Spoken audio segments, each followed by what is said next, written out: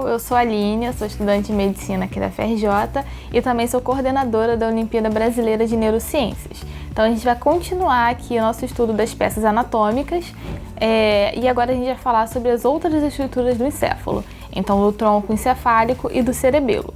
Então vamos começar com o tronco encefálico. O tronco encefálico ele está aqui, nessa região aqui da base do encéfalo. Então aqui eu tenho o tronco encefálico, ele é composto pelo mesencéfalo, pela ponte e pelo bulbo.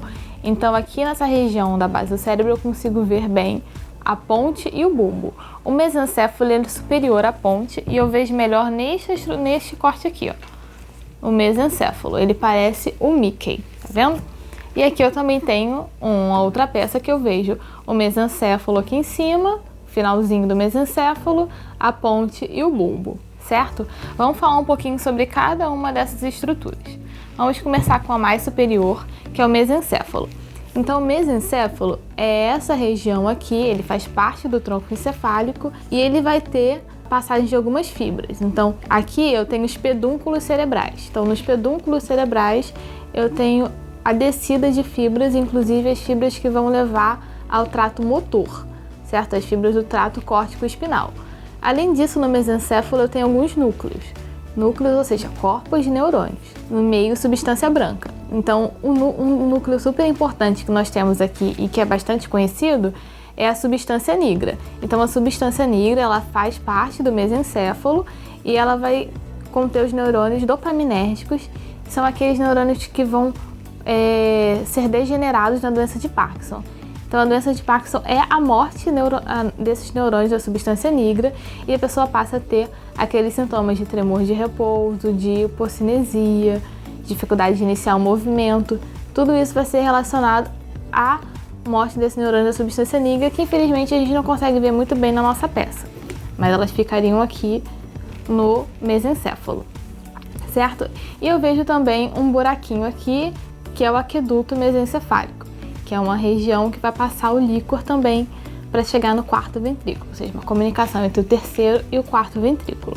Depois do mesencéfalo, eu tenho a ponte. Então, a ponte é essa região aqui, também é uma região de passagem de fibras subindo e descendo de substância. Então, são fibras axonais, substância branca, que vão levar ou trazer informações. Então, levar informações motoras e trazer informações sensitivas. E mais interiormente dessa ponte, eu também tenho nervos cranianos. Então, ou seja, os núcleos dos nervos cranianos, muitos deles se encontram aqui na região da ponte e também mais abaixo na região do bulbo, certo? Então, aqui eu vejo muito bem nessa peça também a ponte e o bulbo. Então, na ponte, inclusive, é a saída de alguns nervos, de um nervo craniano, que é o nervo trigêmeo. Então, o trigêmeo ele sai aqui do braço da ponte. Então, a ponte, a gente já falou bastante sobre ela, também tem uma comunicação da ponte, ou seja, da ponte vai sair essa região aqui, que é o pedúnculo cerebelar. Então, o pedúnculo cerebelar superior, médio e inferior vai estar passando aqui e entrando e fazendo conexões com o quê? Com o cerebelo, certo? E aqui embaixo eu tenho o bulbo. Então, o bulbo é só essa região aqui, pequena, só que é uma região pequena, porém muito importante para a manutenção da vida. Então, o bulbo ele contém também, ele vai ter a descida daqueles tratos que eles continuaram descendo. Então, por exemplo, o trato córtico-espinal, que vai ser importante para a gente ter movimentos do corpo, então é um trato motor muito importante, ele vai passar aqui na região anterior do bulbo e os tratos sensitivos eles passam aqui na região posterior. Dentro, na parte mais interna do bulbo, é importante dizer que a gente tem alguns núcleos também, uns núcleos importantes para a vida. Então aqui a gente tem um núcleo que controla a respiração e outro núcleo que controla o sistema vasomotor.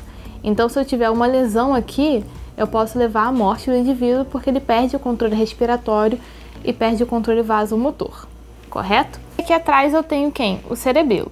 Então o cerebelo é essa estrutura aqui, ela é uma estrutura parecida com a estrutura do córtex cerebral, afinal ela também contém um córtex com uma substância cinzenta, uma substância branca na região mais interior e alguns núcleos de neurônios na região medular, né? Mais interior ainda. Então eu vou dividir esse cerebelo em algumas partes, mas é importante saber que eu tenho 3 lobos, eu tenho o lobo anterior, que ele fica... Eu tenho uma fissura aqui, que eu não consigo ver direito nessa nossa peça, que vai me dizer o que é lobo anterior. Eu vou ter o lobo posterior, que é essa região aqui, que eu estou botando a mão.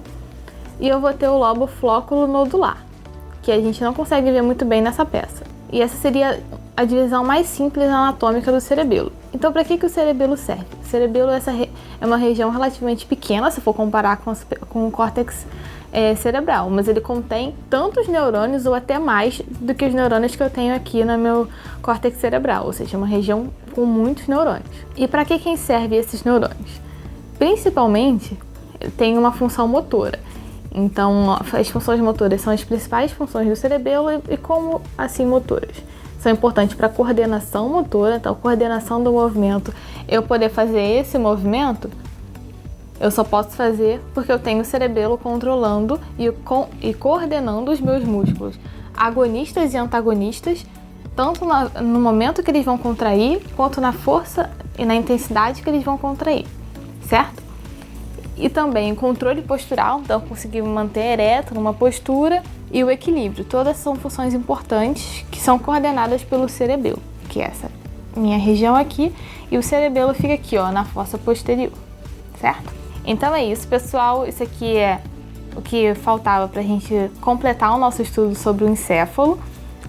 Nós nos vemos no próximo vídeo. A gente vai aprofundando o nosso estudo na anatomia.